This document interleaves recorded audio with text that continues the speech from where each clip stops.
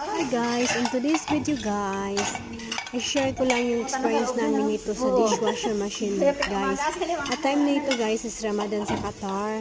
Tapos nilagyan namin lahat kasi napagod na kami sa pagluluto. Yung madami pa naman kami pero grabe ang pagod namin guys, daming trabaho. Ayan guys, nilagyan namin yung lahat ng plato, ng kutsara, tinidor, kutsilyo, luwag, Gabi guban ang pa tubig guys. lang nanggagalaw nito. Baso. Wislik-wislik. Lagyan namin dyan kasi wala, tinatamad na. Alam mo ba, anong oras na natapos guys? Oh, ang bot. 4 hours.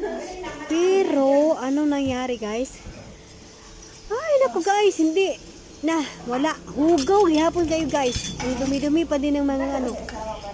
Sayang lang yung kurinti nito guys. Sayang lang talaga. Hindi para nakakalinis ng maayos tong dishwasher machine. At yun lang guys, yung masishare ko. Bye!